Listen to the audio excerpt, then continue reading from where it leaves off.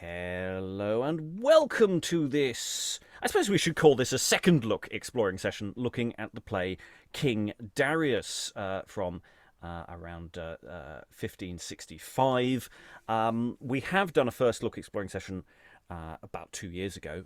It's been a long time. It's been a long time coming, this return to King Darius, and it's an odd play, but it's not a straight-through read-through second look, which is what we normally do.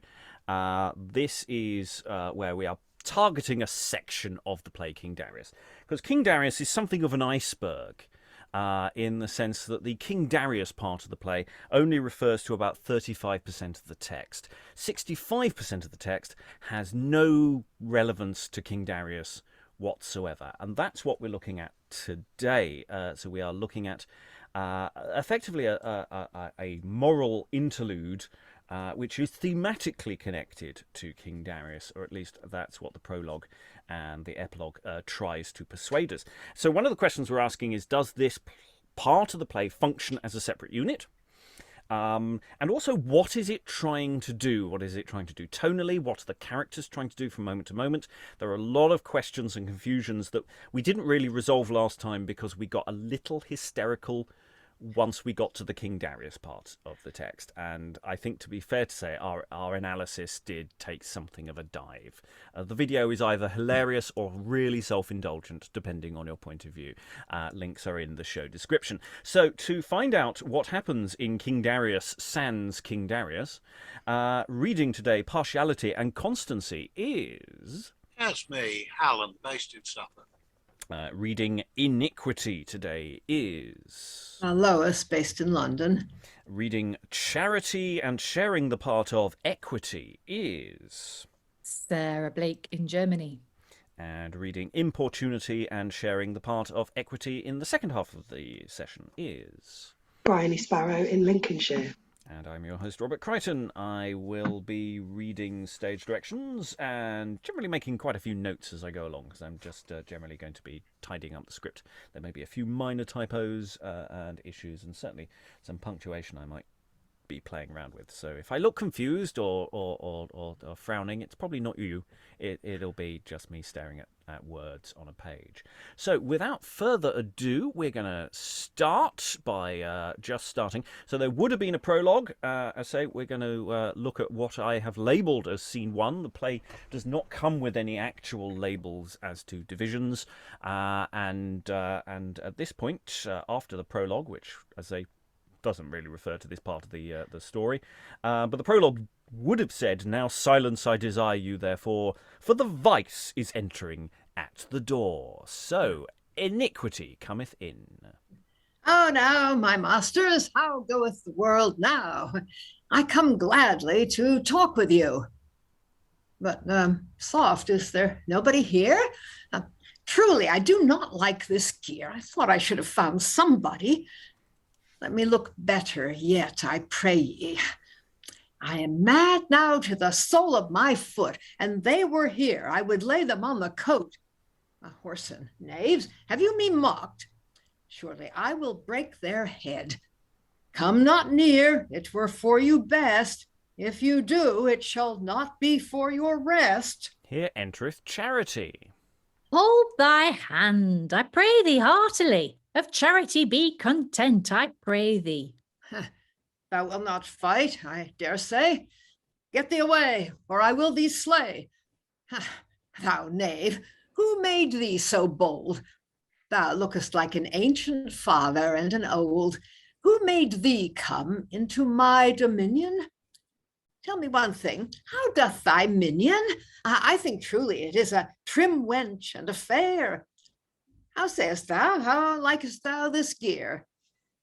Thy communication I like not, truly, nor at all I set not by thy flattery. It is very folly that thou dost say, meant to trust in their mad fancies alway. As for me, I trust God hath given me the grace all my enemies clearly to deface. What art thou called? Thy name tell me. My name, I tell thee, is Charity, without the which no flesh can justified be. Nay, truly, thou art a holy man, as is between this and Buckingham. I pray thee, tell me what meaneth this word charity, because thou dost make it so holy. Peace, man, thou art unwise. Never a good thought canst thou devise. For if thou couldst, thus thou wouldst not prate. Get thee away, for thou shalt not be my mate. I will have a better fellow than thou art, or by you all I will not set a fart. God hath commanded one to love another. Thy very enemy as thine own brother. It is even God's commandment to love our foes with a good intent. And whoso doth love God above with unfeigned and pure love, and his neighbour as himself also, him will God prosper in wealth and woe. For the prophets require of us no more, but that a fervent love we keep in store. That I shall. I will keep it fast. What wilt thou keep? Tell me in haste, for I think thou art a deceitful person. You bad, I should keep my money lest it were gone, and I made my purse so close and so hard that it will not be lost 3 halfpence I will jeopard. No, it will not come out again. Oh, false iniquity! I tell thee plain that God will thee surely destroy without other favour or mercy.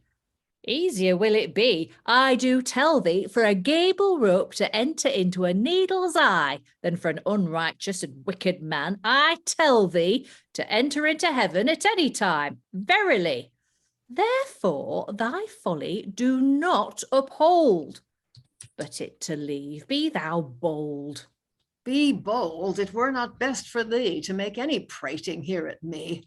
Therefore get thee quickly away, or with my dagger I will thee slay.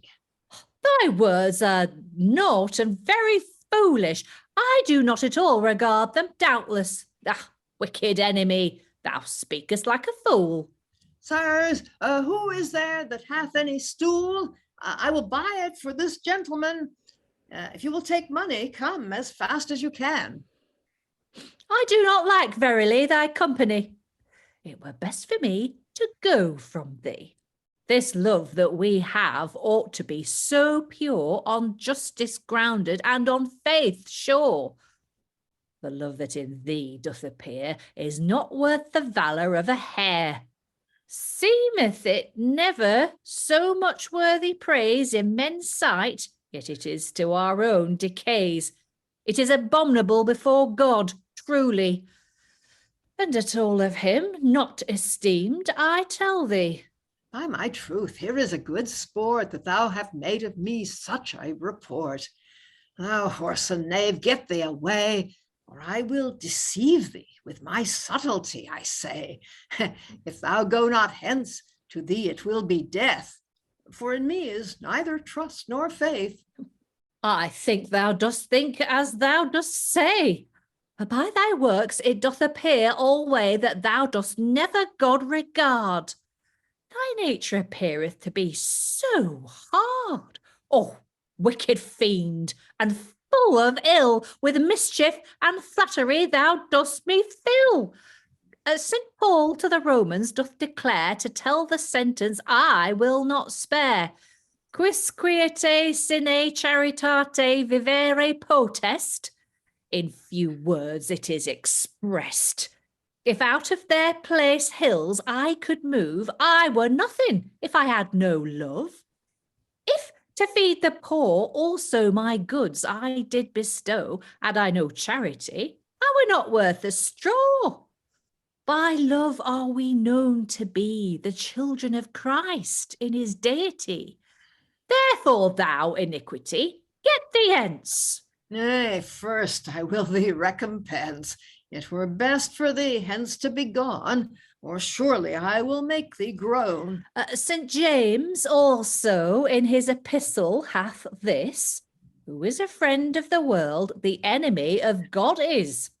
St. Paul also to the Romans declareth that he is without love and faith can never come to the kingdom of God. Nay, then I swear by this road, it were not best for thee to tarry.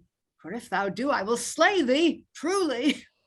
This thy prating shall not make me cease.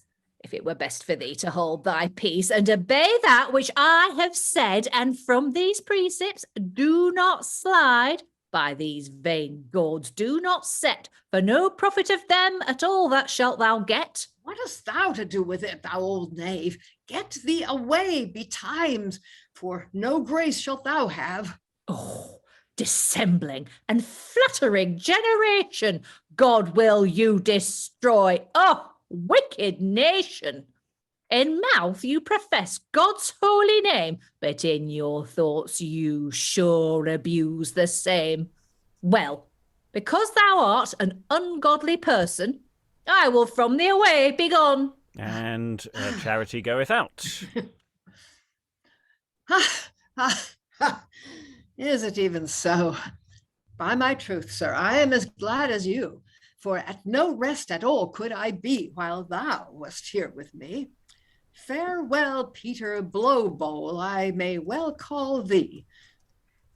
I marvel who they be I see coming here. By the mouse foot, I charge you to appear.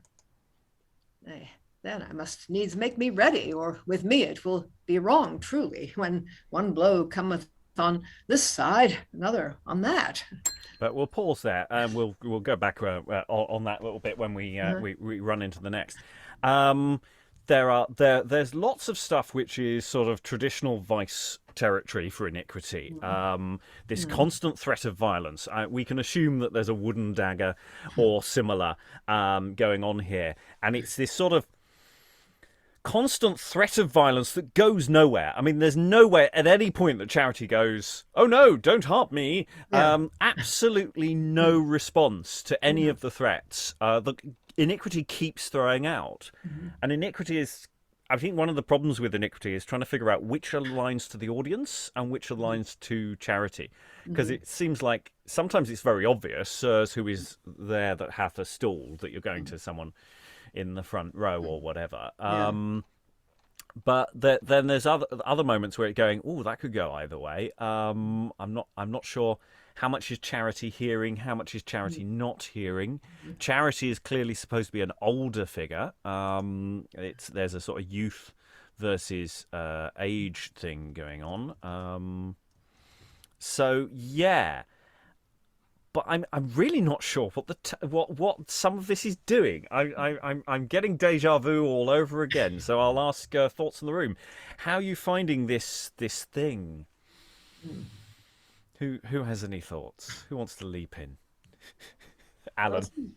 Yeah, I mean, it does seem like a throwback to a much earlier period than that we've been dealing with lately, in terms of this sort of morality play structure. I mean, do we have a date for this piece? Yeah, it's 1565-ish. I will double check how precise that. I think that's when it's printed. So, this kind of stuff is still about. The 1560s is a very weird decade. And, there's a lot of old stuff still knocking about. There's new stuff that's trying different forms. So there's a lot bouncing about, and I will just double check some more specifics in a moment. But yes, it's very much feeding off all the cliches of morality plays and interludes that we have looked at. But it just doesn't quite feel right. There's something not right about this, and I don't know what it is.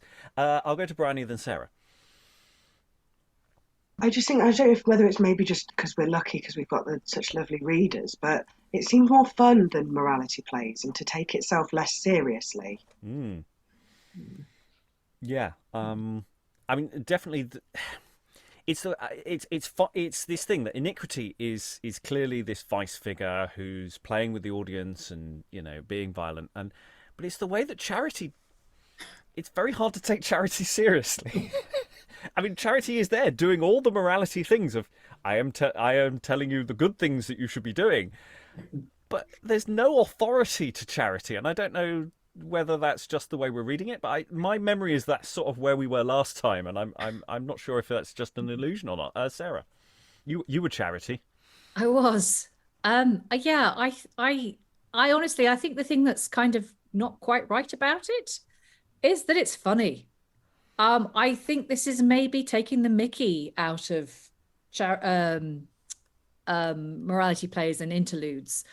Um, I don't think it's meant to be serious. I mean, they do make a point of the age difference, but it's like they're not doing it to play up the whole thing of like, with age comes wisdom. It seems to be the age thing seems to be the classic joke of like, you've got this old dude kind of, and another thing, your generation, you've got no respect. It's like they're taking the tropes of a morality play and actually sending them up. And I wasn't here for the first read through of this. I don't know what kind of play this is, but it strikes me that if you actually were to play this in quite a Johnsonian kind of funny, slightly cynical way, that might actually be the key to how to make sense of it, because I don't actually think it's meant to be serious. I mean, it's if it's coming, as say, it's the early years of Elizabeth. The dating range is the latest it can be is 1565 because that's when it's printed. It could come from any time in the previous sort of 7 years or so, and yeah, maybe people have just had enough of morality plays, and. And that this is we have other plays that are playful with genre already by this point, so maybe that is what's going on. I think we're very resistant to this idea the last time we did this 2 years ago because we hadn't done as many texts, that a playfulness might be going on here. Other thoughts, Lois? Yeah, I found it really hard to get a handle on it because, I mean, right from the beginning, when Iniquity comes on and addresses a crowd, then realizes he hasn't got a crowd. I can't make out if he's ignoring the audience or whether when he says there's nobody here, he means nobody in the play world as opposed to in the audience world. But it just seems to be full of contradictions all the way through. And then I can't make out what he's supposed to be doing, whether he keeps circling Charity, trying to get him to fight, or whether he's got that early line about "you won't fight, will you?" as soon as he comes on. And if that was an aside, you're not going to fight me, so I can do whatever I like, I'll threaten you. But and it just goes on and on with him getting more and more exasperated and wanting Charity to leave. And Charity does. Yes, finally. Yeah. And there's no conflict, there's no fight, there's no real indication of what either of them is doing there. I mean, they just sort of wander on and they keep bad mouthing each other. I don't know. It's it was funny partly because it was just so pointless. Yeah, there's part of me wondering whether actually Iniquity, we're talking about the tradition of the wooden dagger and that inevitably you start with a fight. That maybe he's actually just beating the living daylights out of Charity, and it just bounces off. Yeah. Charity just keeps not noticing. And that's probably how I'd stage it today. Again, but there's a whole thing when Iniquity first comes on. It seems to be talking about clothing a lot, and I don't quite know what's going on there. Sole of my foot. Maybe it's a series of conventions that are just being delivered in slightly weird ways. And I can't make out what "I'm mad now to the sole of my foot" means. I mean, the way I'm dressed, or is he just saying I'm furious because, and what is it? "Let me look better yet, I pray ye." Is that trying to find an audience? Is he going through the audience? I mean, he could be pretending that he can't see them, or then he's looking better, or I don't know, because so much depends on where they're doing this and how they're doing it. And then at the end, the bit we've just done, we're talking about, he's disappointed that the audience aren't doing what they're supposed to be doing or whatever at the beginning. But here he's standing there going, and now the next people come on. Yeah. You're supposed to come on now. Yes. Come on. Yeah. Don't make me stand here for any longer. I mean, again, it's Iniquity, so it's a vice. It can do that kind of shtick. But again, it feels like that's the world, not the character. Sarah? It's just very, very knowing. And like I don't think they come until much later, but please correct me. But it reminds me of some of the later plays we've read, which were like student plays. And it's almost like there are a few in-jokes there that we're not getting, that the audience perhaps are meant to get, because they are sending up a particular person maybe, or a particular way of speech that somebody has. And yeah, I do, the more I think about it, the more I think this is like a deliberate send up of a morality play that, we would maybe expect to come later on, but maybe, later on in the time period. But this is actually just kind of maybe a really early example of like, a popular play trope already being satirized, because there's just been a bit too much of it. Yeah, I mean, we have no auspices for, who's performing this. I mean, if it is performed by schoolboys, and it's entirely possible, we've got examples of this kind of thing by now, then the send-up, I feel, is entirely plausible, because you hand a play to, that's basically what they do a lot of the time. So if that's the auspice, then that feels very plausible that, there was perhaps a play like this, that they were forced to watch. So they write their own version that's remarkably similar, but slightly different. Again, there's no evidence for any of this, but it just feels like a fun direction to take it in. Alan, and then Lois. Yeah, I mean, Lois, I put a question in the chat to Lois, and she's come back and said, no, it's probably early Elizabethan.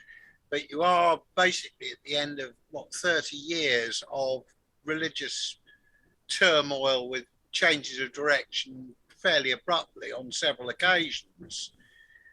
So it may well be that which particular flavour of religion you're pushing becomes a vehicle for satire.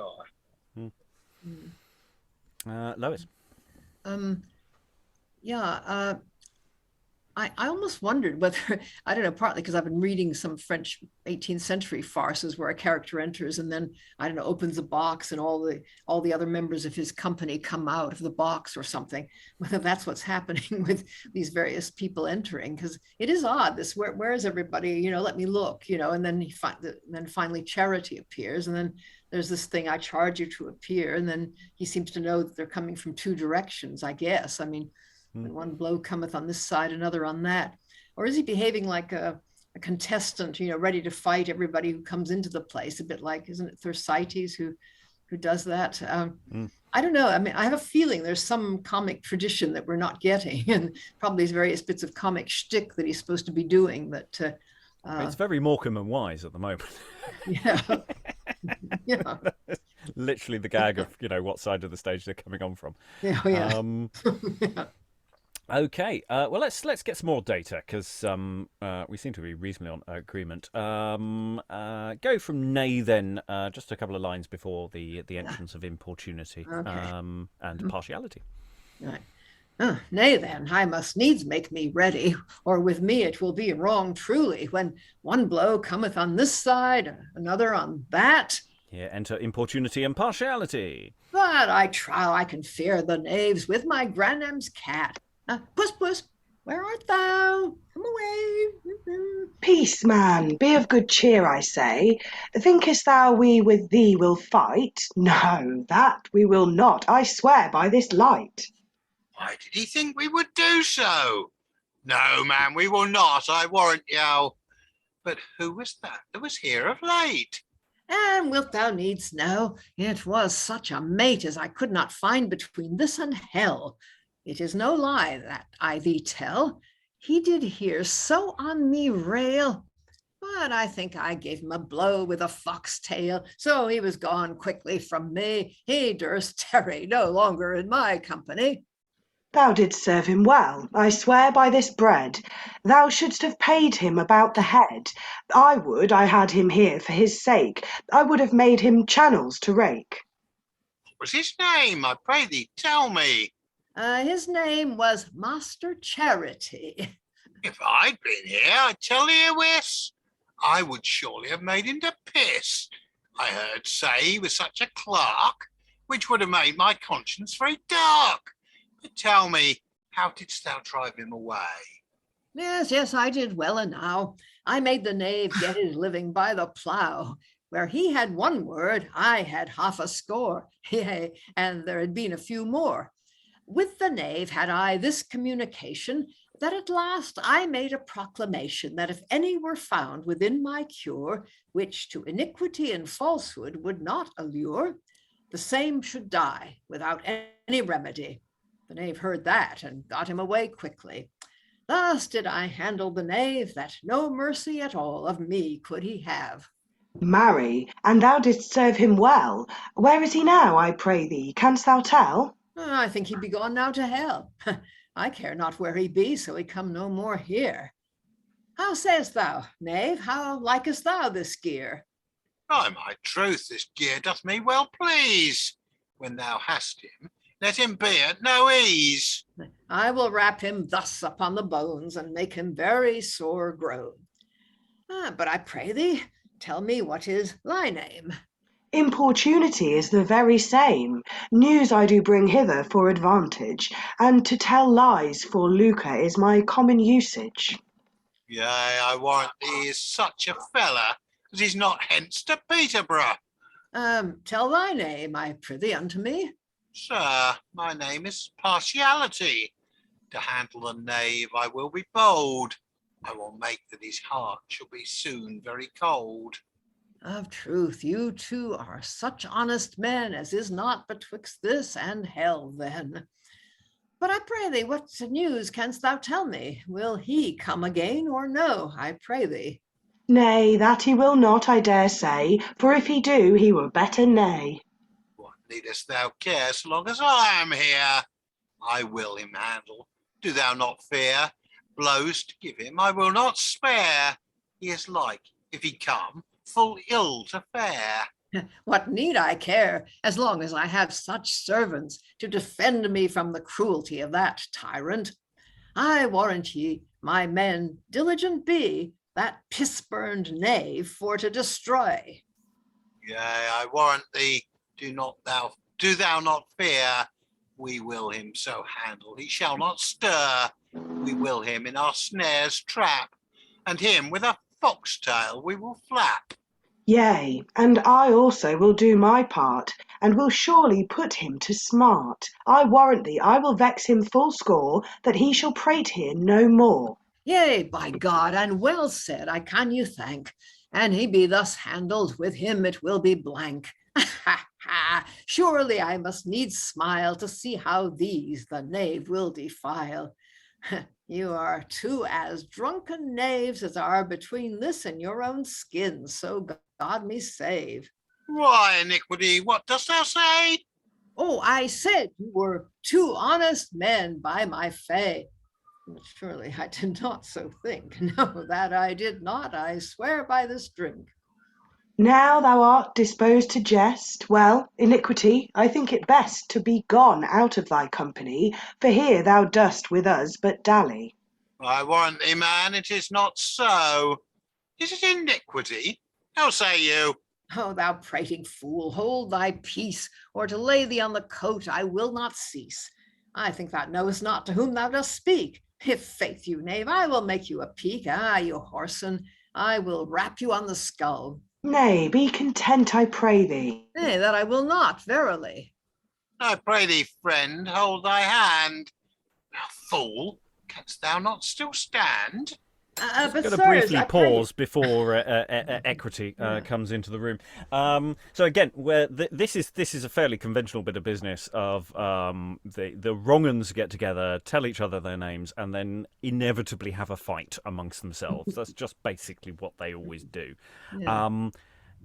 And they've sworn here to have a go at Charity if they ever come across Charity in the future.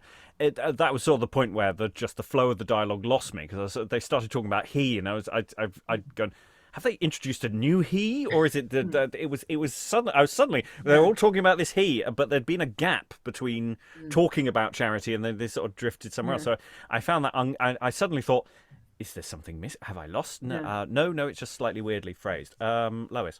Yeah, well, it's weird anyway, because I mean, they didn't know anything about Charity until Iniquity told them, and now he's asking them whether Charity is going to come again. How would they know? I mean, the whole thing, it just seems totally confusing. And I realized, I think when I said that bit about them being drunken knaves, that was presumably an aside, because then he says, I said you were true, honest men. But then I don't know whether it's an aside or not when he says he didn't think that, because then they get angry at him. So maybe he says it to them. It really, you'd have to rehearse this, obviously. Yeah, I've been noting sort of possible asides. I have no particularly firm conclusions about any of them.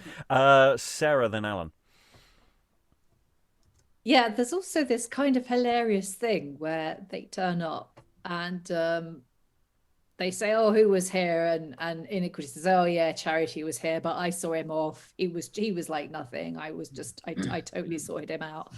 And then they spend literally the rest of their dialogue with him going, "He won't come back, will he? Do you think he'll come back? No, if he comes back, we'll look after you." "Oh, okay, then it's fine. If you're going to look after me, then that's okay." And it's just, I mean, it's hilarious. It's really surreal and ridiculous. And I can't help but feel that Charity is meant to be somebody. And I'm aware that this is not a very useful avenue to perhaps go down, but I this to me makes sense. If this is like a student play of some description, if Charity is based upon a teacher or whoever, an authority figure, and then you've got this thing of Iniquity being the student who's sort of, "Yeah, oh yeah, I saw him off. Oh my God, he's not coming back, is he? You two are going to stick around, aren't you, if he comes back?" And they spend their entire time talking about him, even though he's gone. That to me just kind of makes sense as like a comedy satire of a not just a particular figure, but a particular hierarchy, where you've got this thing of like, "Oh yeah, he's just ridiculous. Like he's gone now, but like we're all still really freaked out and obsessed by him." And I think we've got a bit of that in Thersites and other things where you've got this braggart vice or braggart figure that then is a terrible coward and things like that. So I mean that sort of shtick feels very valid. I think that's fair. Yeah. Alan and then Lois. Yeah, I must admit, going back over what you'd said previously, Rob, and also what Sarah's just said, this has got the feeling of a schoolboy play to it, with the schoolmaster as Charity, in part because of the abundance of body function jokes. Fart, piss, it's third form humour, isn't it? Well, to be fair, that kind of that's sprinkled across all the texts. I mean, there's bodily functions are pretty thick on the ground in the early to mid Tudor. Slightly less so later on, I think. That's my Scrooge McDuck feeling in the gold reserves there of the amount of piss and shit that you get. Lois. Yeah, I think. I guess Iniquity does actually beat Importunity. I'm not sure if he beats Partiality as well. I mean, I'm not sure who's being addressed with "Thou fool, canst thou not still stand?" Whether that means stand still or keep standing. But I take it that somebody's getting beaten here, whereas the text didn't indicate that Charity was getting beaten. I don't know. I mean, the audience probably might find it screamingly funny just to see Iniquity hitting anything that moves. I don't know. It's I'm still slightly puzzled as to what's going on here. I mean, it could well be a send up of vice, actually. I mean, if one person after another comes on saying that he's going to defeat all these boring good people and doesn't succeed in doing it, and the evil characters only just succeed in beating each other up. Alan. Yeah, I think actually the line in there about Importunity and Partiality being drunken probably makes sense, because if they're sort of lurching around a bit, and Iniquity is basically knocking them about, trying to get them off balance, where their balance isn't of the best in the first place. Yeah. Sarah. Yes. Something else I just wanted to flag up. There's a reference to Peterborough. Yes, there is. Which which makes it very gives us a locality, and I'm thinking Cambridge students maybe. Mm-hmm. I don't know. Yeah, there's another place reference right at the beginning, wasn't there? Where was that? Because I remember wondering about that too. Let's see. Buckingham, yeah. Thou art a holy man as is between this and Buckingham. So does this play takes place somewhere between Buckingham and Peterborough? Quite a big choice. That would put Cambridge at virtually the midpoint. Yeah. Okay. Well, let's carry on. So a fight of some description is possibly happening between the vices here. Iniquity seems to be, possibly beating Importunity. A Partiality going, no, leave it, mate, he's not worth it. And then Equity entereth. And Iniquity. On Iniquity's line. Yes, but sirs, from Iniquity. But sirs, I pray you, who is he that entereth hereby? Truly, I do see the same. Inquire, I pray thee, what is his name? What is thy name, friend? Tell me. My name, I tell you, is Equity. He which doth it obtain, blessed shall be. Oh, have we more blesseds come to the town? Thou mayst go meddle with clouting thy gown. With us thou hast nothing to do. No, he hath nothing to lay us unto. Therefore he were best to hold his peace. This shall not make me to cease, but more and more it shall give me courage to speak against your evil usage, your flattering, your whoredom, and wicked acts, your maliciousness, and evil facts. Nay, and we have this ado we shall never have done. Thou whoreson knave, get thee to clout thy shoon. Nay, he shall have a better office than that. He shall go play with my mother's pussy cat. Nay, that's too good for such a knave. What pity that he that office should have. If you will be ruled by my counsel, let him go puddings for to sell. Nay, then he will beguile his mother. Whilst he selleth one, he will eat another. Though you do trifle with us, it will be to your own damnation, I wis. A brother of mine was here, as I heard say, but with your folly you did drive him away. So I thought it good hither for to come to turn you from your error. Oh, ye people dumb, without knowledge and understanding, and yet so deceitful in wicked working. St. Paul, the Romans, doth testify that that thing that springeth not of equity is clean damnation and sin itself, and no remedy at all can there be found you to help. If that with sin you be once entangled, from it you will never be converted. For the eyes of God, saith the prophet Jeremy, doth always behold justice and equity. Therefore repent and claim faith for your own. Get thee away, or I will make thee to groan. Marry, if we suffer thee to prate here, with us wrong will go this gear. Marry, that it will, I tell thee truly, some means must we find to drive him away. Thus it will be wrong if we suffer him thus. Therefore he shall be handled more cruelly of us. We'll keep him so straight in our bands that he shall not be able at us to stretch his hands. I will set him packing, if he will not hence. I shall so handle him, he shall not be worth a couple of pence. And I myself will do my part. I will surely put the knave to smart. If he will not go hence by fair means, he is like at all to have no gains. Therefore, friend, depart anon. Say thou hast warning, and get thee away soon. Yet for this I will not depart. Wilt thou not? Then will I pierce thee to the heart. Leave thy great folly, gentle friend, and the ways of God in thy doings pretend. Seek God and on his name call, and to his mercy and grace always fall. And then God will surely preserve thee, if thou for mercy to him wilt flee. God hath commanded thee to love in heart all such as seek thy soul to pervert. What art thou called? I pray thee heartily. And wilt thou needs know, I am Iniquity. What hast thou to say to me, Iniquity? If many words to me thou dost make, I will wrap my dagger about thy pate. Yea, spare him not, if he were a king. Let him have as good as he doth bring.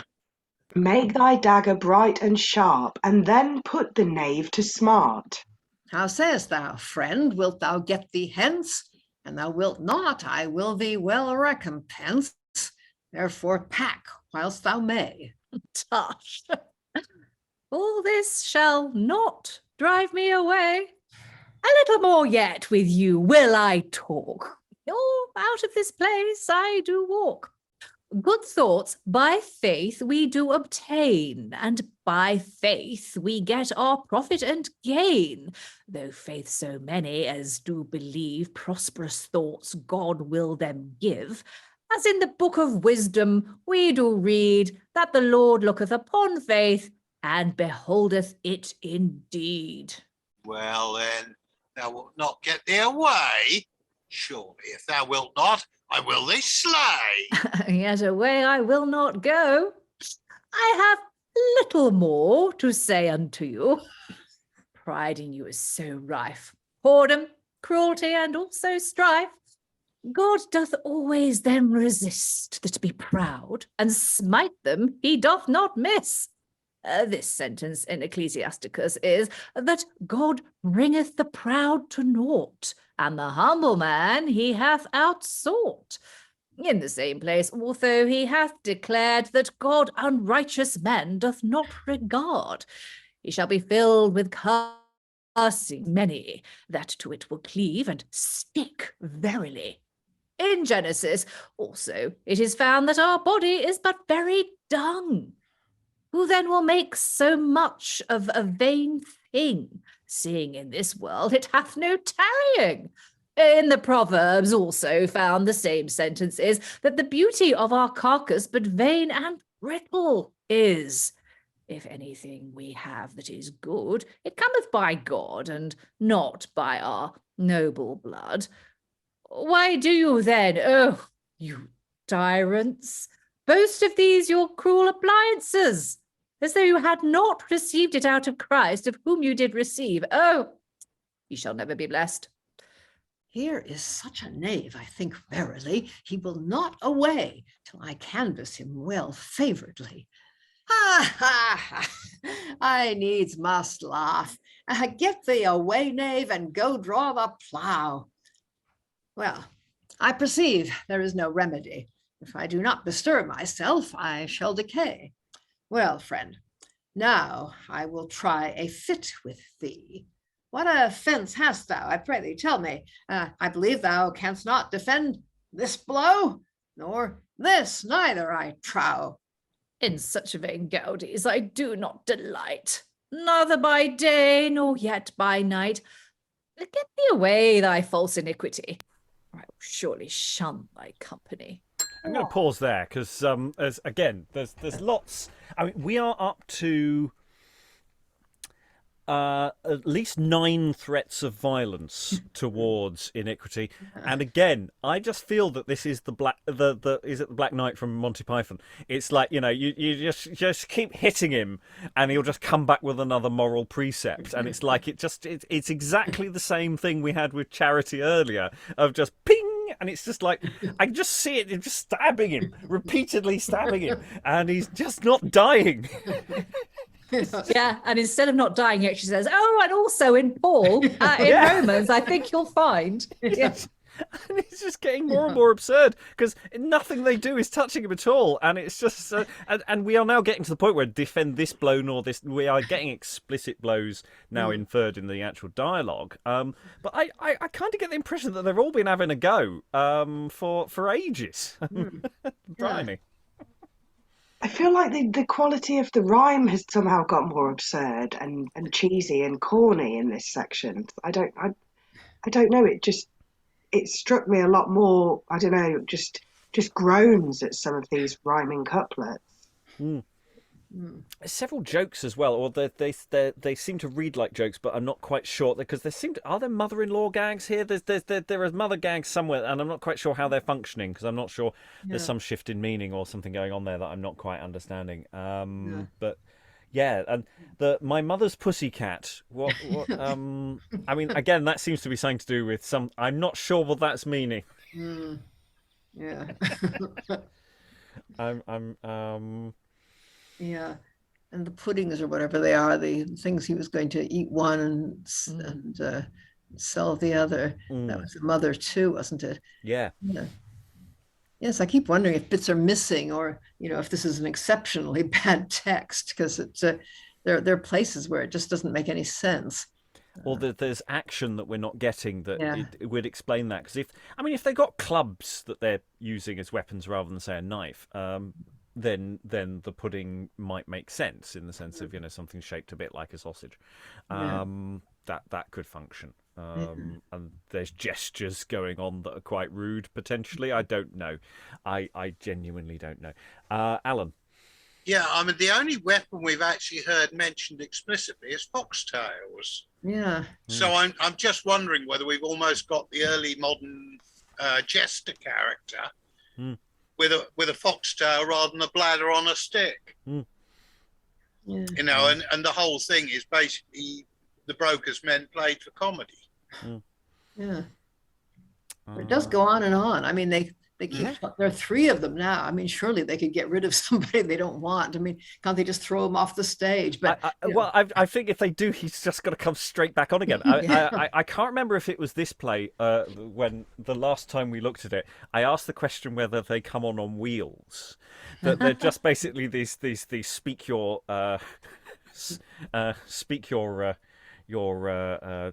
divination, machines. They just come on and spout doctrine at you, because it's just I just keep inferring so much more physical action than the script is giving us. Though it does give us stage directions, so it sort of feels a bit odd that maybe I wonder also is if the printer didn't get what the play was trying to do.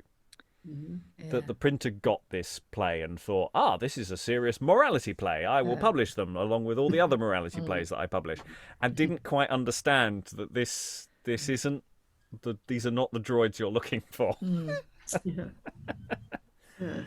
I don't know. I genuinely don't know. It's such a weird text. Sarah. I don't know if anyone knows when trifle was invented, because it just occurred to me there's this like massive bit of innuendo with let him go puddings for to sell, and then nay he will, Lois talked about it earlier, nay he will beguile his mother while he selleth one, he will eat another, which is clearly very rude and funny. But then the next line is though you do trifle with us, which if you take that back to the puddings, is actually humor of a completely different sort. It's not so much innuendo as just like complete schoolboy like hilarity, like of farce. And it's like I don't know if trifles didn't. I don't think so. I mean, we can check that, but I but it's just but the fact is that if they were invented by then, the joke would work and it would actually fit quite well. Even if it's not actually a joke, it would actually fit quite well with the tone of this, because the tone of it is just like madcap hilarity and all sorts of different humor, some really like childish, some really sort of studenty, some really quite grown up, some satire. It's just it seems to me that it's all being just plowed in there. Yeah, you could be right about the printer in terms of he thought that this was just a morality play, but it's clearly, I don't believe for a second that this is meant to be serious at all. I mean, we could just be wrong. I mean, it could just not be very good. I mean, there is that. It could just be rubbish. I don't think it is. I feel intent, but I have other theories about this, but I'll leave them for now. Lois and Alan. Well, I mean, the thing is, it's not so much the meaning of trifle, but the meaning of pudding. I mean, I'm pretty sure at this period it meant sausage. Yeah. There are these jokes like everything has an end, but a pudding has two, referring to the two ends of the sausage. And I don't think they ate them for dessert, So, and I don't think either trifle or pudding, in other words, means a dessert at this point. But yeah, I'm not sure about how good this is. It seems to me everything goes on much too long. The only way it would work, obviously, is if half the words you don't hear anyway because they're chasing each other around the stage and through the audience or something.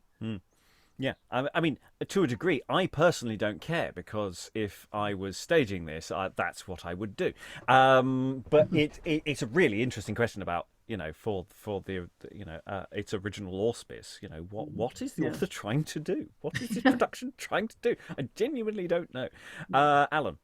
Yeah, I must admit the image that I got for pudding was the sausage or black pudding, which would tie in with the rest of it with, it's a phallic image. It's back to schoolboy humour again.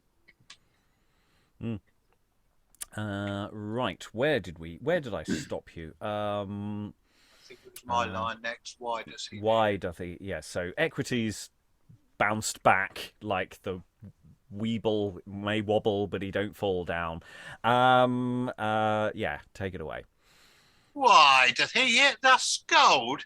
Get thee away, thou piss-burnt cuckold. Piss-burnt cuckold. Oh, he will not away till I set him hence. Go, get thee home and talk with thy wench. In your doings you are not wise. You must some straight way against him devise, or else all will not be worth a straw. Get thee away, thou whoreson daw. Ye fond and ignorant nation, deceitful and wicked generation. Here you scorn and mock whom God hath sent. You care not at all for any punishment. Poor people here you do defraud, holing God's flock by your gauds. Into eternal fire your way is prepared, and also theirs that God doth not regard. You have obtained your own damnation, and for you at all there is no salvation, except from your acts you do turn. For too much against God you spurn. How will you answer in the day of judgment, without you take heed and your sins repent? Except in time you do convert, for you there is ordained cruel smart. Why, lo, if thou dost do him suffer, he will prate against us more and more. If I begin to take him in hand, he shall feel a more cruel band. I pray thee, let us send him away. Let him prate no longer here, I you pray. God hath, I trust, given me the grace all my enemies clearly to deface. If he be on my side, I care not for you all. If you were 10,000 more, both great and small, for he will surely defend his flock, and saving them from your deriding mocks. Oh, flouting fools and ignorant! Though you here now do mock and play the fool, it will be hereafter to the damnation of your soul. You think yourselves even to be even as God, when you neither know him nor his rightful rod. Oh, say you, we are clear and free, all faults, who can them espy? Yes, yes. God that sitteth above doth mark them all, as it doth him behove. He but with one twinkling of an eye can spy them out, if they were 10 times more than they be. Repent, therefore, your faults betime, and mercy always of God climb. Then he will preserve you like his own children, and save you from the lake that burneth with brimstone. This fellow is too good for me. One word against him I dare not speak, truly. He hath so many words in store. Farewell, farewell, I have never a one more. Nay, soft Iniquity, away thou shalt not skip, till we have driven away this old heretic. If I once bid thee again get thee away, it shall be thy death, if I may. Indeed, we have suffered him too long to prate. He is now so bold that against us he doth crake. Get thee away, or I will lay thee on the pate. If you will not amend, it shall be so. I will tarry no longer with you. You will bring all to hell that consent to your counsel, except they take good heed. You will so poison them, O ye wicked men. Repent your acts with speed. And here he kneeleth down and prayeth. Lord, I heartily thee beseech thy right hand to these sinners forth to reach and pluck from their maliciousness, their papistry and all their covetousness. Give to them a good and godly mind, in their heads thy commandments fast bind. Convert them from their sin which they do wallow in, and endue them with all thy mercy, thy grace, and let them have the glass of mercy if they call. Such another godson, I dare well say, I had not between this and Candlemas Day. God's blessing, my son, I do thee give. Hold thee, keep it, so long as thou dost live. Why, wilt thou bless such a knave as he is? Never of me he should have his bliss. Nor of me nother, I swear by this bread. I thought surely by this time he would have been dead, and you had been ruled by me, he should never have seen this day. Thou old knave, get thee away. God, I give thee thanks that hast given me grace to flee these tyrants in good time and space. Farewell, are you bid? Let your ways be hid, and say you have warning, lest it be for your pain truly and bitter mourning. Repent in time all that I have said. Look that it be diligently obeyed, for no longer can I tarry in your company. You are so full of malice and envy. And out goeth Equity. There's a bit there when Iniquity says, pretends to convert. Such another idea. Well, I had not been. Is that what's going on there? But I wonder whether the second two lines of that are actually Equity's response. That we just don't have that in place. Like his Iniquity goes, "I've seen the light," and then and then the others are going, "Hang on, wait, I don't know whether that's what's going on there or not, because I found that quite confusing." Sarah, then Lois. I thought what was going on there was that he was basically taking the mickey out of Equity, and when he says God's blessing, my son, I do thee give. If he's got a massive club, he's like, "Oh yeah, here, have some God's blessing." Whack. And the others are like. The others are like, really? How is he not dead? How do you keep, why do you keep hitting him? He's still not dead. He's never going to shut up. We should just just push him away. Just we need to get him away because he's not dead yet. You've beaten him so badly. And it's through all of this, Equity is just being beaten more and more, but he's still he still keeps going. I think that's what's going on, but that's me very much thinking of it from a comedy perspective. Yeah, I mean, this is, I think, the part of the text where it gets a little more tricky because, it is quite dangerous at this time to mock religion in certain ways. Though, of course, it partly depends on the confession and at the time and which direction. And of course, Elizabeth is relatively clear early on in her reign. Let's not discuss religion on stage because it hasn't gone well. For previous monarchs. But that said, it does take a while for that message to get through, so there's no particular reason why it couldn't be. But yeah, there's part of this going, what Equity is saying shouldn't necessarily be, it might be dangerous to be mocking in quite that way. So I wonder. Lois and then Alan. Yeah, I noticed that Equity does refer to their papistry, so I guess he's speaking from a Protestant point of view, but there's nothing particularly Catholic about any of these other guys, as far as I can see. And I'm not sure if Equity would be fooled. I mean, he doesn't appear to be fooled by these people at any point, so why would he be giving his blessing to Iniquity? I think it's more likely that he realizes he's being mocked. But it certainly would be funny if they're beating him to a pulp and then he finally says, I'm leaving because I really just can't stand the way you're talking, after they've told him to leave 100 times and hit him over the head and so on. he just finally says, "No longer can I tarry in your company. You are so full of malice and envy." And It's then weird doesn't anyway. go. Yes. No, he does go, doesn't he? He doesn't go straight away. He has a kneel and a prayer first. Oh yes, first. He Yeah, says, but, I'm off now. yeah, but his Pray. last. But I mean, before he goes out, he says they can't stand their malice and envy. Yeah, and I think Charity complained about all the flattery he was getting from Iniquity. He wasn't getting any flattery. I mean, flattery may be a horrible sin, but it was certainly not one that Iniquity was committing. Nobody ever says anything nice to anybody. Alan, then Sarah. I must admit, with Equity, the longer it went on, the more I was hearing in my head Alan Bennett's vicar voice from the Beyond the Fringe sketch. Sarah. Yes, well, it's interesting.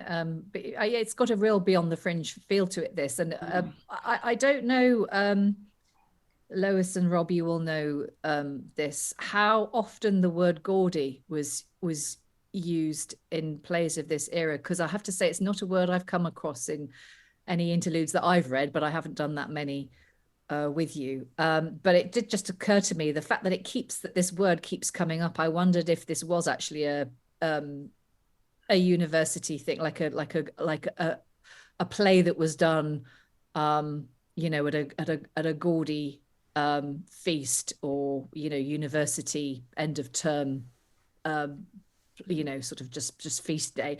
In which case, it wouldn't actually matter if they were taking the mickey out of religion. I mean, because it would be a very much like a private production just for a very particular rarefied audience. It does feel like the audience needs to be in on this joke.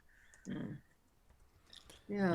You've got to be a bit careful what you say, regardless, because intelligences are everywhere, or increasingly will be under. Anyway, Lois.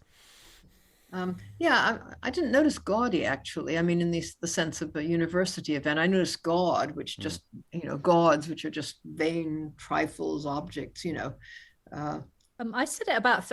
I think Equity said it about 3 times. He said gaude at one point, but then I think he said gaudies as well, and then gaudy somewhere else. I've said it 3 times, I think. Yeah, I don't know. I didn't get the impression that it referred to any kind of holiday, though. It just seemed to me to be about, showy, earthly things that no spiritual person would care about. Right, where are we? We've finally, after having said he's going to go, Equity does indeed exit, and we are approaching the end of section 1, scene 1. So Equity goeth out, leaving Iniquity, Partiality, and Importunity. Lo, masters, to now is he gone. I thought surely he would not have gone till noon. But the knave was glad to take his flight. He durst no longer tarry in my sight. By this may you know I was a bold man. But I would not have tarried if he had ventured me upon. But so grizzled upon him I did look, as he had been a very cook. What? Is he flown? Where did he go? Tell me. I suppose he's not a mile hence, verily, for his flight he did but take of late. He is scant out of the gate. Oh, good Lord, it is a sport, I trow, that this knave is gone from you. I thought he would not tarry long by the prating of his double tongue. Now, may I be bold with cuckoldry to hold, and pretty other gear. I may play the knave, pull, pill, and shave. In me there is no fear. Seeing I have made this shitten knave, which was with me so bold, I have thrown down and pulled him by the crown, and made him very cold. I will fear no more lion, bull, nor boar, if that they do come here, but will set them packing with my pretty jesting, and put them to great fear. I must myself bestir in my great wrath and ire, that they shall come no more, which have me sore vexed, and truly cruelly tormented. By the mass, it is full sore. My friend Iniquity, now we leave you behind. Let us have a song to refresh our mind.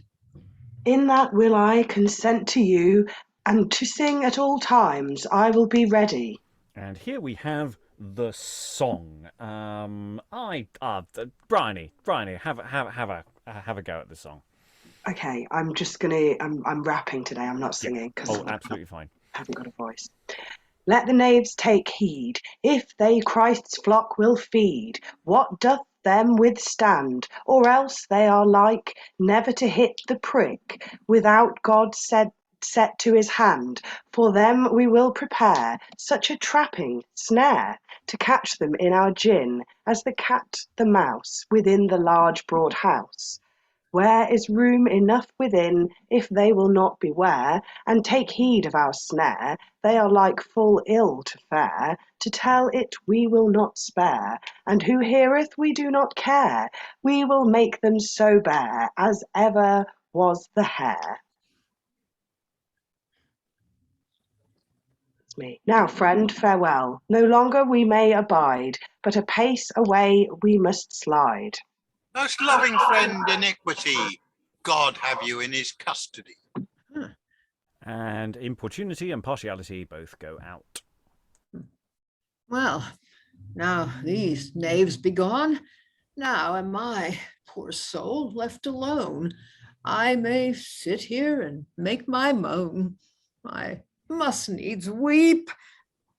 But yet my tears I must needs keep. I cannot for shame let them come out. If I do, I shall die without doubt. No, I will keep them in with a clout. Now, I care not, and I go my way. I will no longer tarry here, I say. Hey, lusty lads, who can be more merrier? I think now can be more sorrier. I live at my own pleasure. I have everything at my own measure.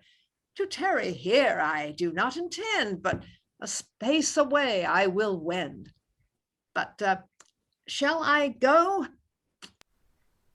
Yes, truly, I will be gone. I will tarry no longer by sweet St. John. Farewell, my masters. I commit you to God all, to save you from the biting of the lion bull. Ha ha. Iniquity goeth out. They do just not made move. An incomprehensible joke. Yes. There was a real waiting for Godot quality and all of that of just going, shall I go? Let's go now. Let's go. They do not move. Yeah. Yes. Because again, it's this constant thing about people leaving and then not leaving, or people not coming on when they've been said they're supposed to come on. And this is actually something that is sort of integrated with the King Darius element of the text, because this is almost exactly what then happens next. So in the full play, some servants now come on and say, King Darius is coming in a minute. Is he coming in a minute? Yeah, should we put the food out for King Darius? Yeah, King Darius is going to come on. King Darius comes on. They set out some food for King Darius. King Darius sits down. They eat something, and then they all get up and leave. And then we come back to this. So it is very waiting for Godot, in the sense that Godot does turn up, but he almost immediately leaves. And it is hilarious, it has to be said, following on from this. And it's really weird. I like the idea of actually, if we divorce this from King Darius, of actually Iniquity doesn't go and just stands there, and we go straight into the next section of the text, which isn't as long. But there is something weirdly waiting for Godot just about this, of just... Because what happened here? Equity goes out, Iniquity says, I've got rid of him, and the Partiality goes, oh, did he go?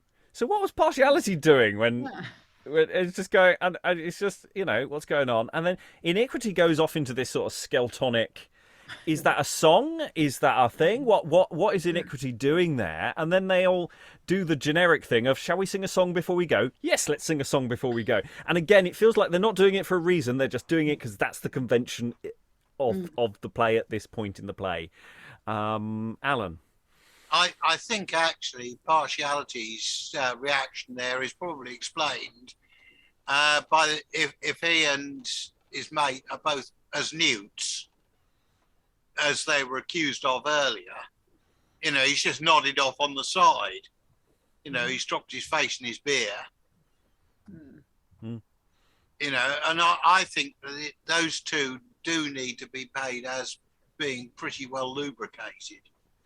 I'm not so sure, because there's part of me thinking it's the absurdity works better if there isn't a logical reason for anything happening. If you give them a reason to miss things, then almost it feels like there's the I keep leaning into the theatre of the absurd, though that's probably wrong. But yeah, who is singing the song? Is it Importunity? I left it as Importunity. So.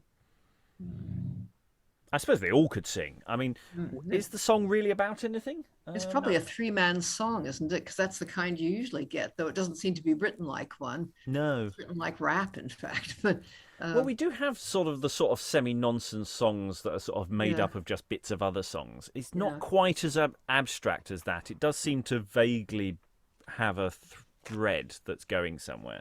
It's possible that this isn't the song, in fact. I mean, the song may have got left out because it was on a separate sheet or something, and this may just be more talk. I mean, it's even weirder than Iniquity's bit before. I mean, I suppose it could just be an extension of Iniquity's bit before. Is it the same sort of scheme? Mm-hmm. It is pretty much, yeah. Yeah, so maybe, yeah. But, maybe you put another song in there and... Yeah. But it's weird. It's weird. Yeah.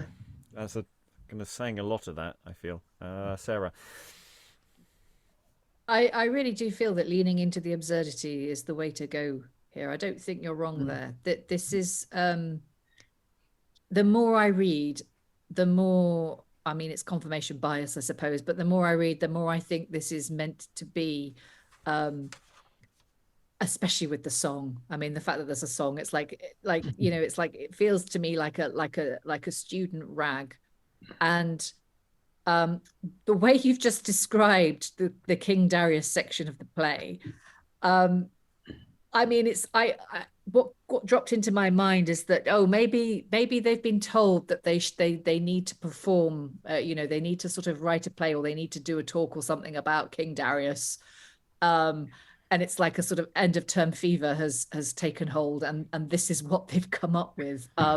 Because like the absurdity, I think, is deliberate, and it's part of it. It's not meant. I don't think it's meant to make sense. And I think if you start looking for it to make sense in any way other than just like a satire of pretty much everything, plays, morality plays, religion, teaching. If you look at it as anything other than a great big stand-up of this, then it's just going to read like a really, just dodgy play. Whereas actually, if you think of it in terms of its deliberately creating mayhem and comic chaos, then actually it works really well. I mean, I have to say, it's the kind of thing I quite like. If we were doing a themed series of plays that are all, doing some, conventional Tudor interludes, this is the one I'd put at the end of the day. Because by that point, everyone has seen what the conventions are and understands it. In that sense, it's because it is feeding off a tradition. At that point, still a live tradition. Whereas I think if you just present it, I mean, we could present it as performance art. I kind of feel it would almost work that way. If you sort of go there expecting the audience to hate it and not understand why anything's happening, then which is a perfectly valid form of art. But you've got the mock crying element with Iniquity, which is again this whole thing of I'm going to cry, oh no, I'm not really crying, ha ha ha, which is a very vicey thing. And then I say just this whole thing of am I leaving? Yeah, I'm going to go. I'm going now. I'm almost gone. Save you from the biting of the lion bull. Yeah. That must be a topical joke or something. Yeah, is it to do with the venue or what? I don't know. I don't know. Anyway, we skip scene 2. Scene 3. So King Darius is exited. Though in our universe, Iniquity never left the stage and just randomly now starts singing. And Iniquity cometh in singing. La so fa mi re rem. I miss a note, I dare well say. I should have been low when I was so high. I shall have it right anon, verily. How now, master, how fare you now? How do you since I was last with you? Where are these knaves? They come not away. I believe I see them coming this way. Importunity and Partiality, enter. Come away and be naught a while, or surely I will you both defile. Mercies, my old friend Iniquity. What, Peter Pinchfist? How goeth the world with thee? What, John Coppersmith, otherwise called the Butterfly? I perceive by your communication you sprang both of like foundation. No, that we did not, by the blessed Trinity. What does he say? Pray thee tell me. He saith we came both of one issue. No, brother, that we did not, I tell you. Of no base stock were we born. Our fathers did never plough corn. When they had more better livings than that, when other lacked, they were very fat. My father, I wis, was of a noble blood, and had great lands with all other good. Cattle he had also. He was of such a lame, to tell thee a lie, surely were I to blame. Nay, if you begin of your fathers to boast, I will tell you where my father dwelleth, and in what chost. I think he came of a noble blood as yours, and yet neither of them good. In Rome he dwelleth, that is his common place, where all other bow before his face. All nations to him do obey, and never against him a proud word dare say. I warrant you his lands are very great. He doth poll poor men, and liveth by their sweat. He hath as much lands, I warrant you, as lieth between this and Southampton, I tell you. Every house that standeth between this and that are his. By my troth, I say, I care not what.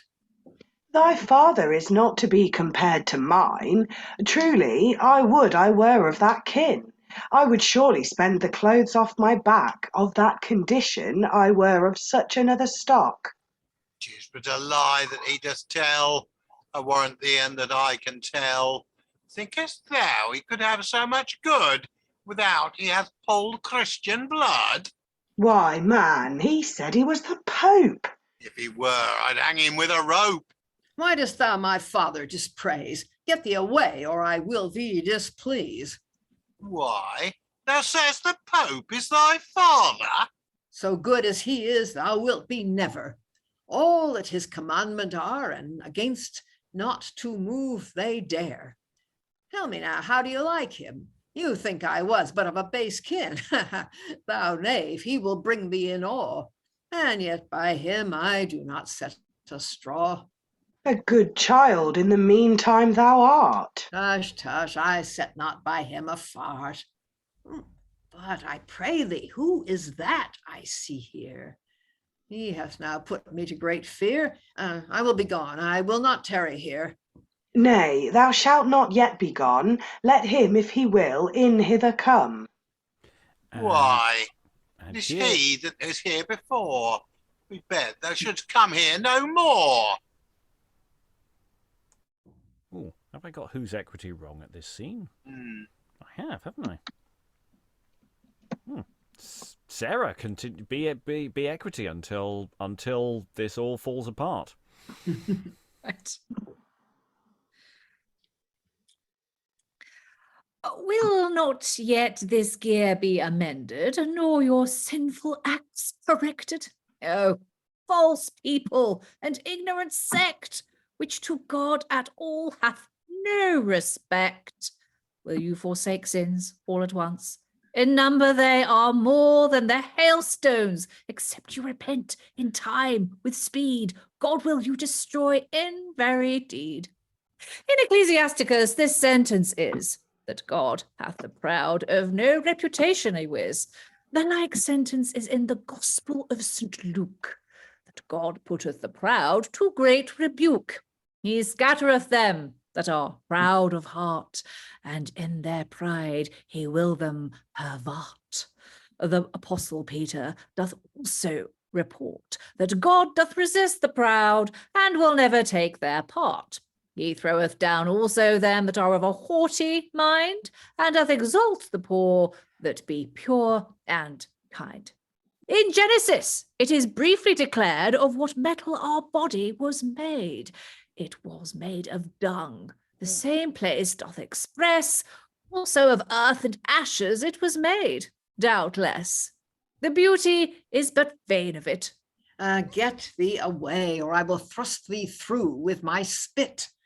But tell me, I pray thee, what is thy name? Equity, sir, is the same. Equity. Then near kinsmen we be. I disdain to be acquainted with thee. Whoreson, dost thou dispraise me? That preposition in is a pestilent fellow, for it is that maketh his variance between me and you. My name is called Iniquity, and thy name is called Master Equity. If that thou suffer him here to prate, I will tarry no longer within this gate. I will tarry no longer with thee. Farewell, my old friend Iniquity. And they both go out. You whoreson knaves, will you needs go away? Take 2 knaves with you, by my fay. But, Tom Narrow-nose, thou wilt not go? No, I will not yet go from you. I would some more of my brethren were here. Oh, thy brethren be in Newgate, do not fear. Oh, wicked detestation. Oh, wicked imagination. Leave your old fashion and flee from sin. Call to Christ, the Lord most highest, to save you from Antichrist and his papistical line. Here I was of late, but you drive me out of the gate, through your wicked crake and evil way. Except you call for grace and repent in space, and all your sins deface, God will you destroy. I think I see a great company coming towards this place. I think God hath them sent thee to torment before my face. And here entereth Constancy and Charity. Charity will be Briony. No.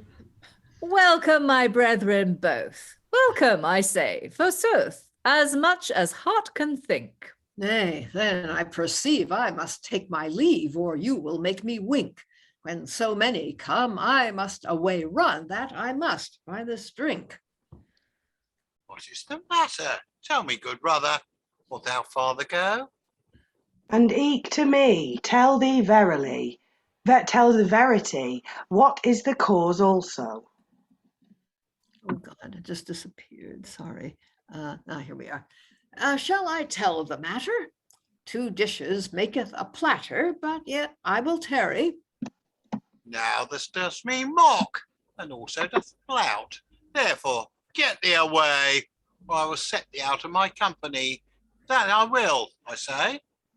Brother Constancy and eke brother Charity, with me he playeth ungraciously, and hath me almost defiled with his flattery and his evil company. So with his envy hath me beguiled. We will find a remedy for that cruel enemy, or ever be it long that we will him so handle, he shall not be able at us to move his tongue. To that I consent also, and will do my part with you to drive him away. Nay, that you shall not, Peter Turnip. You get me away. Who should here remain but Iniquity, I tell ye plain?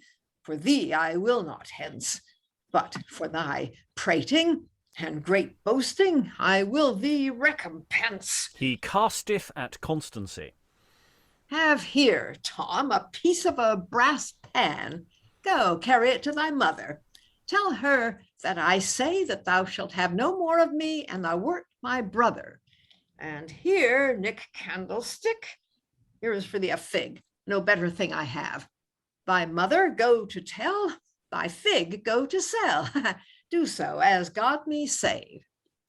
And here, John Pudding Maker, here is for thee a taper with a pair of beads. Thou shalt have no better, without thou wilt have a fetter to fetter on thy legs. Of truth now, you may get you a packing, because that I gave either of you such a thing. But tell me this one thing, I pray you heartily.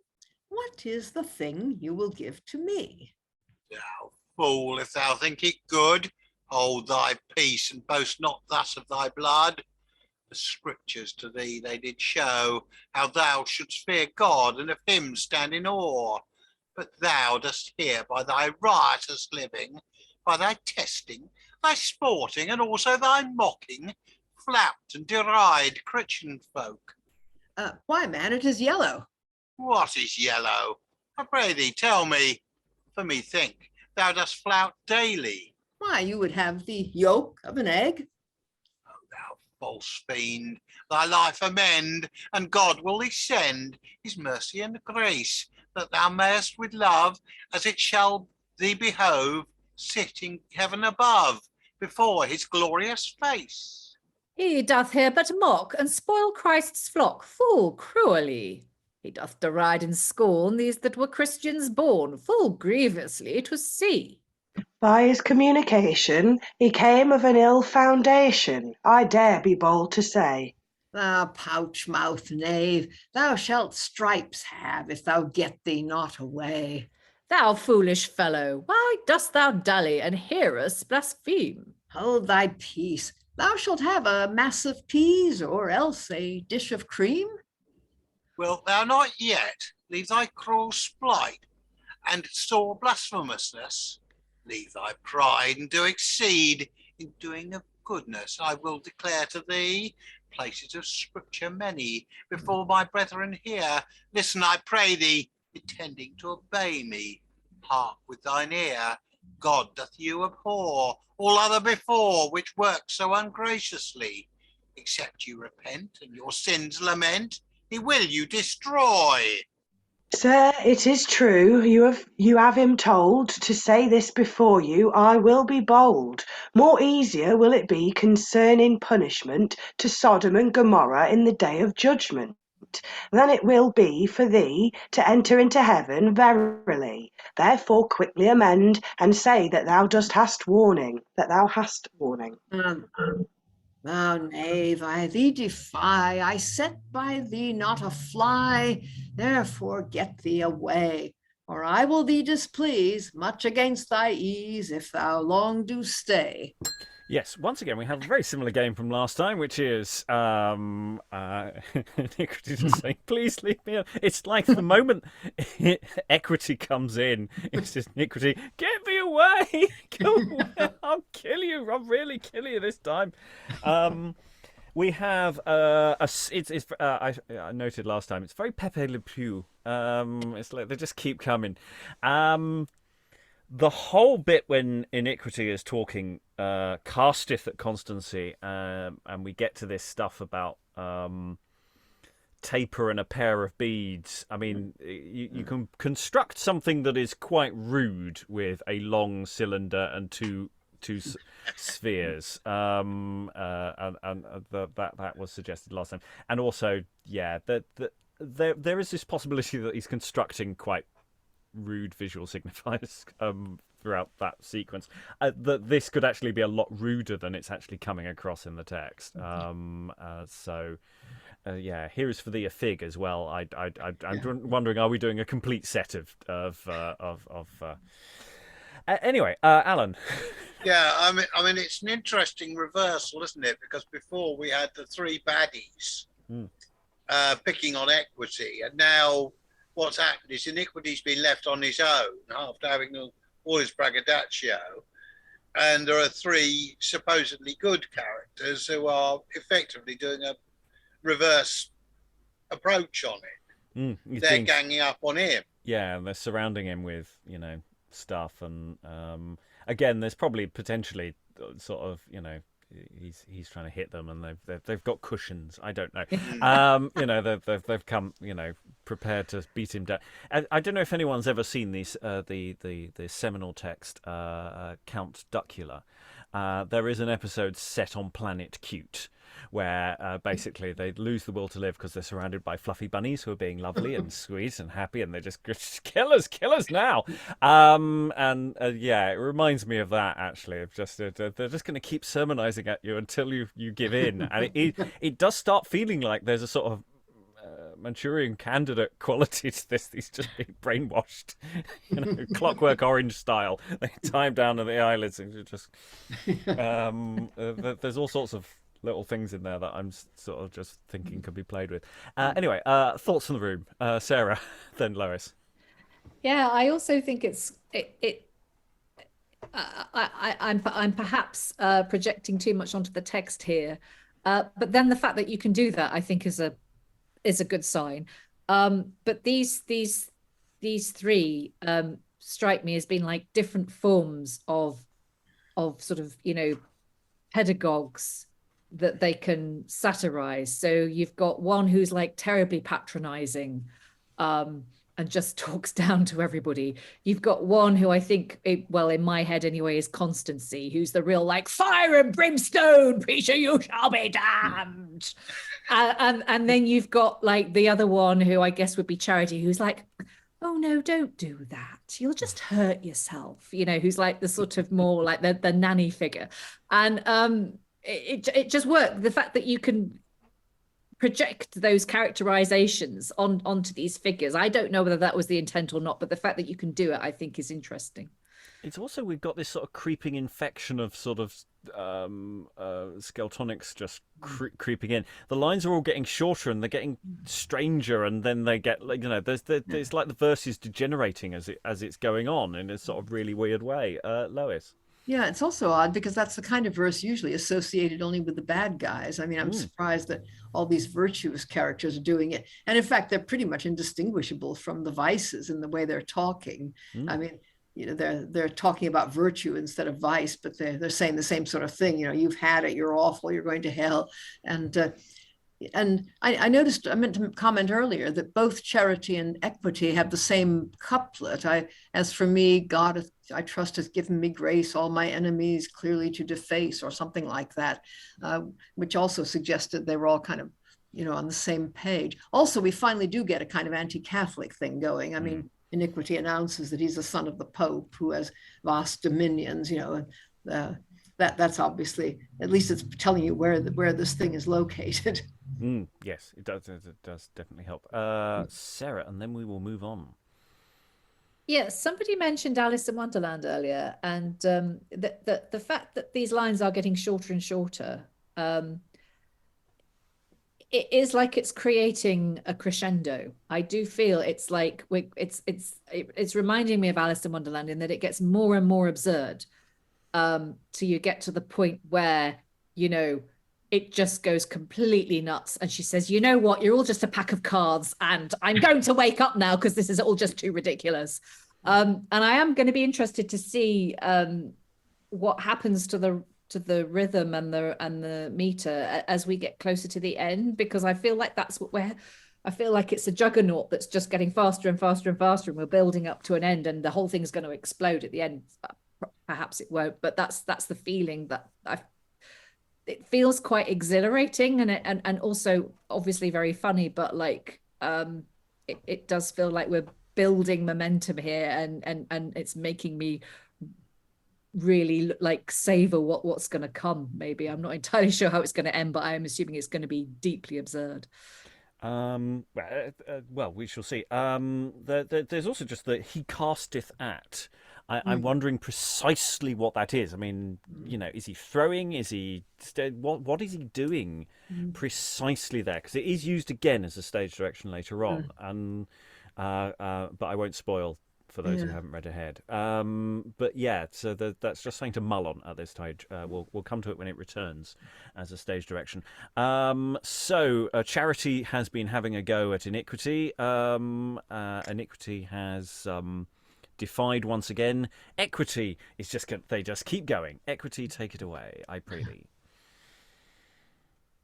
I pray thee, good fellow, be content and hearken to my brother's intent. Why, man, thou art my cousin, I know thee of old. Thou art not best to be so bold. To be acquainted with thee, I disdain. Without to God's law thou wilt thyself go train. Sir, you speak well. Now somewhat will I tell, to convert him to God. Nay, by the rood. Oh, thou false iniquity, we must destroy thee. God hath put us in mind. Nay, but go you and leave me behind. I pray you a little, let us tell him the title of God's eternal grace. Come, friend, and go. I can tarry no longer with you. No, by the mass, that I will not. First, I will lay thee on the coat. My Gog's wounds have at thy head. Defend it now, and I will give thee an egg. Leave thy swearing, thy mocking, thy taunting, and all thy other game. God hath prepared for those a reward that do blaspheme his name. The prophet Zachariah did see, I tell thee, a book in the air, 20 cubits length, 10 cubits breadth, being for them prepared that falsely do swear his neighbour unto, and doth not God regard? Matthew also doth say, cursed be they alway that swear by anything, by hell or heavenly wis, because in the power it is of that heavenly King, at all thou shalt not swear by thy head, nor yet thy ear, but of God stand in fear. You do him well instruct to God him to conduct, but all is in vain. His brittle nature and his ancient stature doth still in him remain. Such a froward fellow, I do assure you, I did never see. Therefore I pray thee, without any remedy, to God for mercy flee. Hence, you whoreson knaves, I would you were in your graves, then I should be at rest. To get me away without any delay, I hold it best. Farewell, by my truth, I must go to the south to seek my fortune. Farewell again, I say, I must go my way. My mother is within. Nay, soft, I pray thee, away thou shalt not flee, till I've told thee more. Give ear a while, and hearken to the style that I did show before. I will not tarry. Farewell, gentle Harry, I commit thee to God. Nay, yet soft, away thou shalt not haste, till thou have a sharper rod. Thou'lt not regard the Lord nor his reward, nor him obey at all. For thy wickedness and ungraciousness thou shalt have a fall. Nay, that I will not for 40 pence.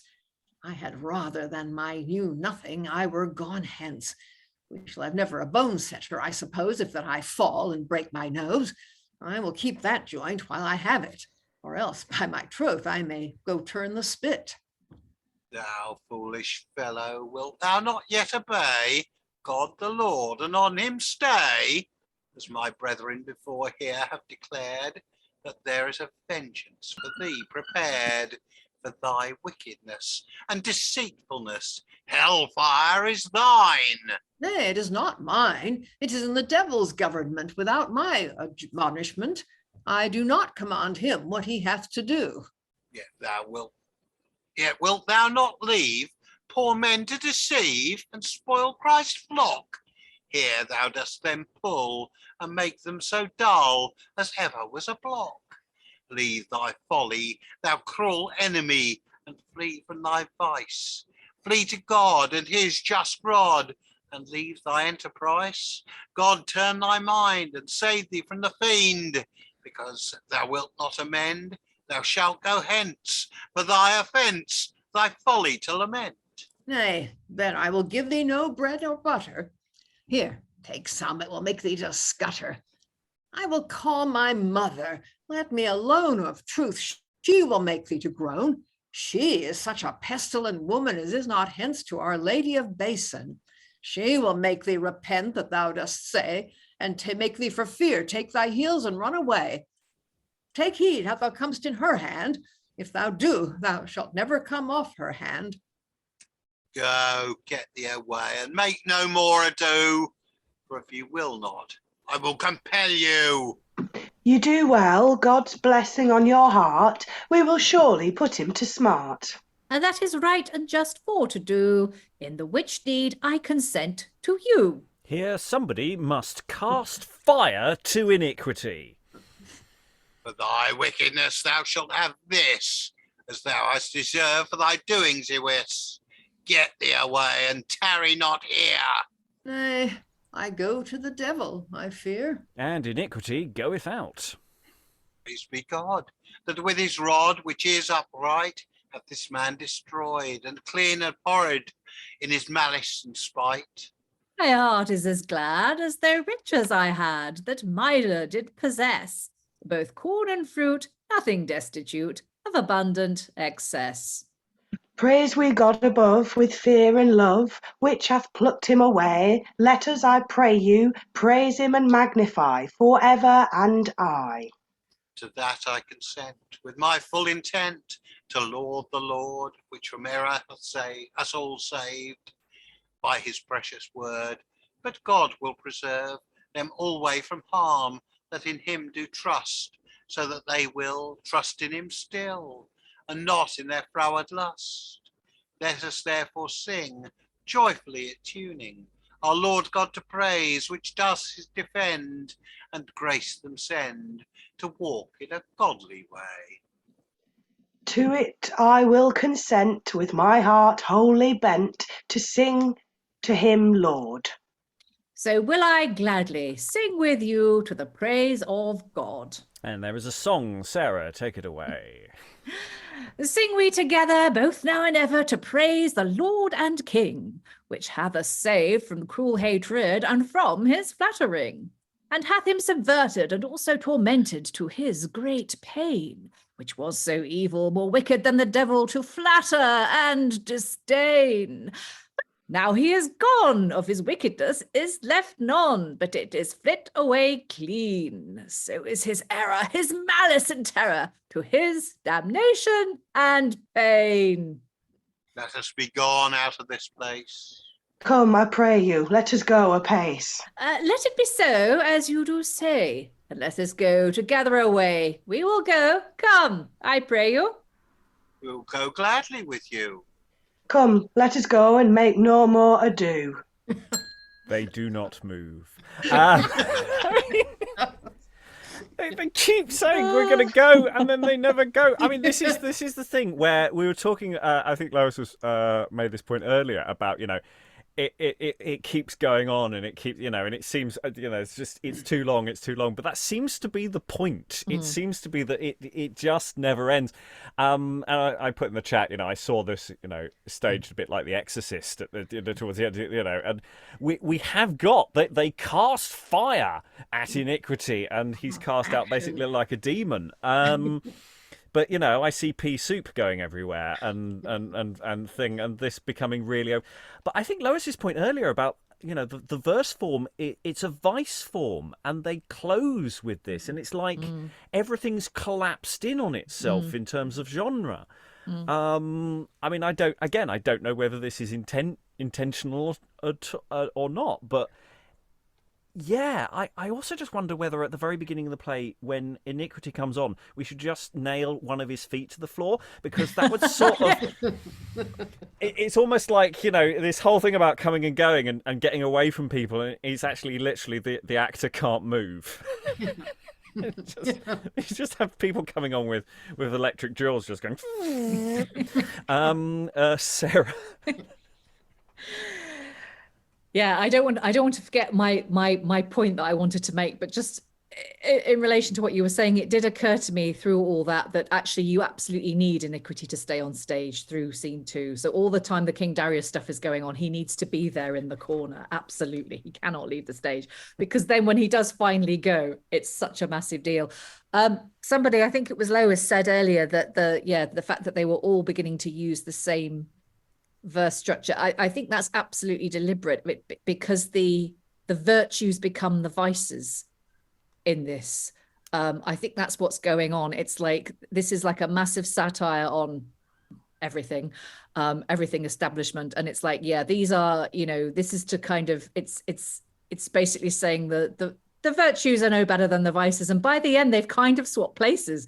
And the vice has gone and the virtues are left on stage, and they do resort to violence. And yes, there's the whole casting of the fire at him, which kind of echoes the beating that he's done earlier. But also there was one moment that my character had where he says, for thy wickedness and ungraciousness, thou shalt have a fall.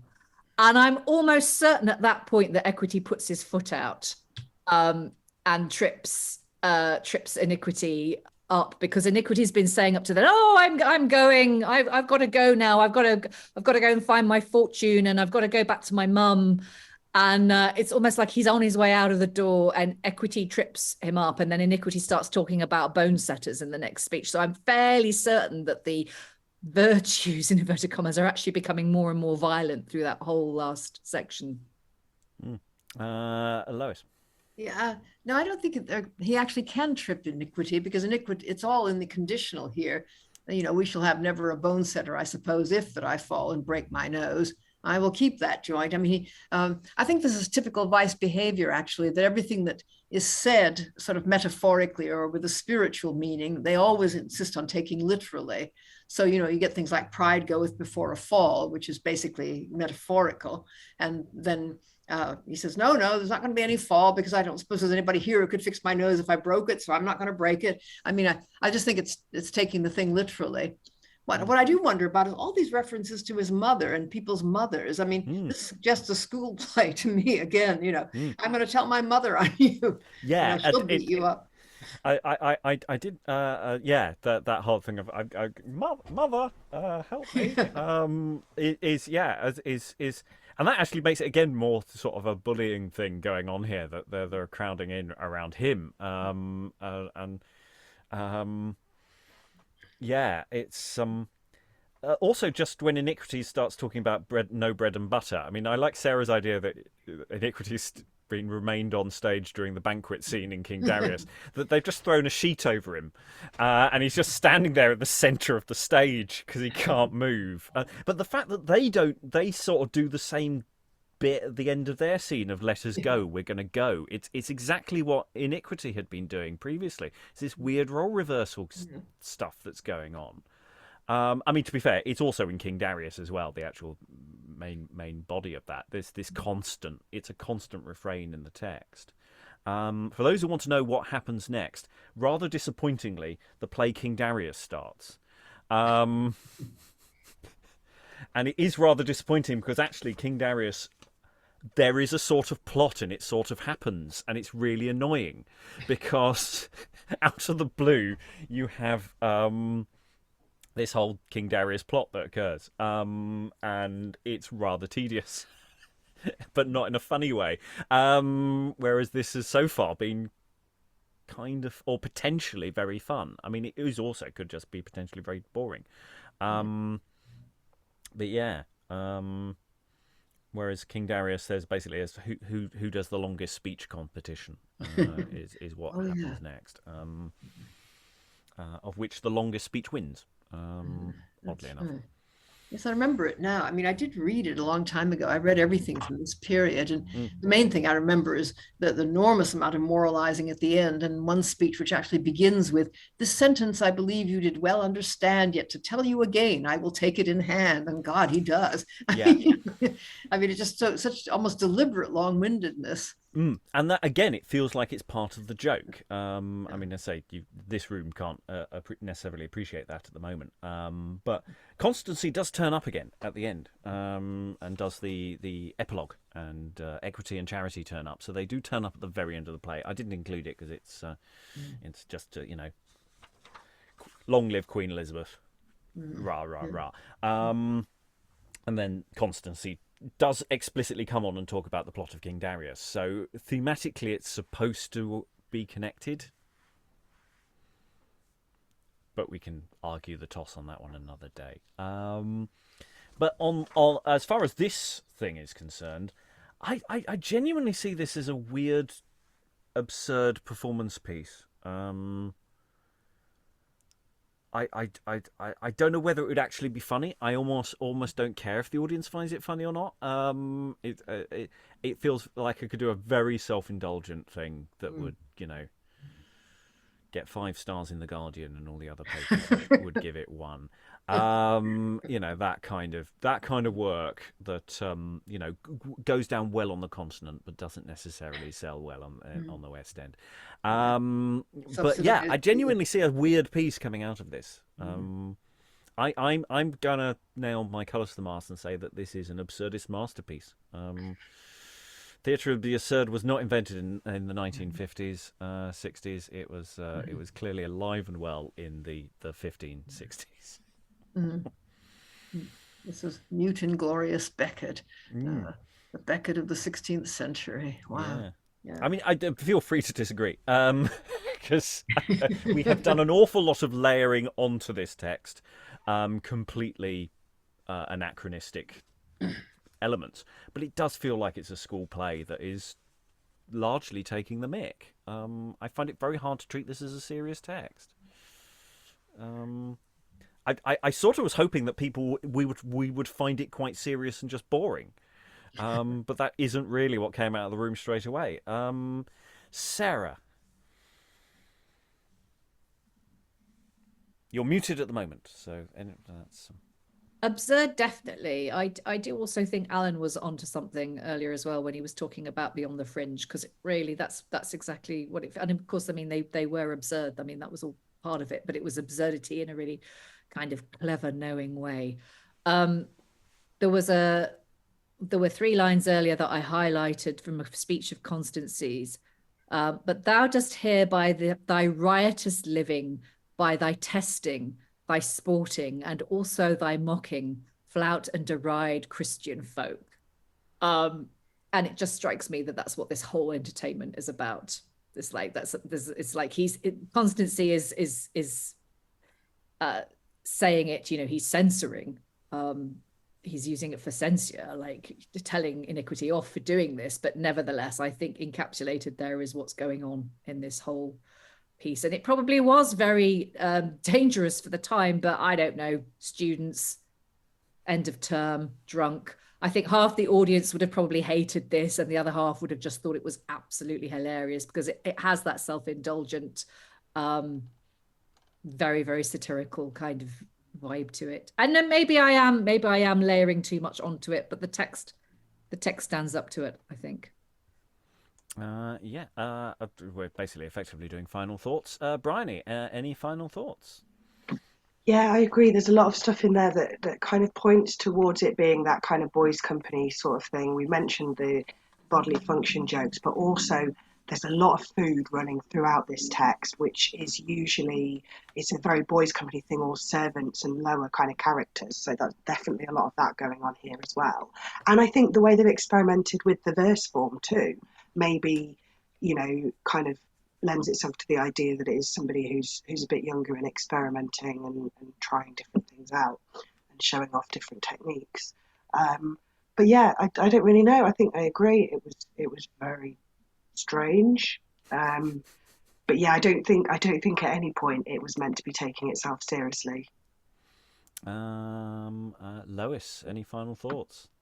Yeah, it's a problem really, because I know part of the joke is that everybody goes on too long, but the trouble is everybody does go on too long. I mean, it's a question of how much to cut it, and yet keep that particular joke going. Some of the time it's funny. I think it's almost entirely a kind of blank slate on which you can add almost anything you want in terms of, costume and business and so on. And you could obviously make it quite funny. I've no idea what they were up to originally. I mean, a lot of moralizing and, an anti-Catholic bit thrown in. And possibly it is a product of this funny period where they're not sure just how militantly Protestant Elizabeth is going to be. Alan, any final thoughts? Yeah, I'm not quite sure what it's trying to do. I think there's an awful lot of show-offery in there, because when you get the verses with triple, quadruple rhymes, it's quite a tour de force if someone can actually memorize and perform that straight. We're obviously handicapped by the fact we're doing it cold. And it doesn't seem to have a point, but that just ties in nicely with Theatre of the Absurd anyway. Mm. And I mean, you could actually do a modern version, which probably would go down reasonably well at the Edinburgh Fringe, if you can afford it, Waiting for Darius. Mm. Yeah. No, we'd have to put King in, otherwise it might get confused with other Dariuses. Have unfortunate connotations. Sarah, I'd vaguely gone to you already. Do you have any additional final thought to throw in? I did, but I've now forgotten what it was. So that seems never mind. par for this text, really, isn't it? Yeah. It feels very appropriate. In the sense that we've probably gone on far too long, saying the same thing again and again. So on that note, I think it's probably best to thank all the wonderful readers for all their wonderful reading. Thank you very much, everyone, and goodbye. Bye.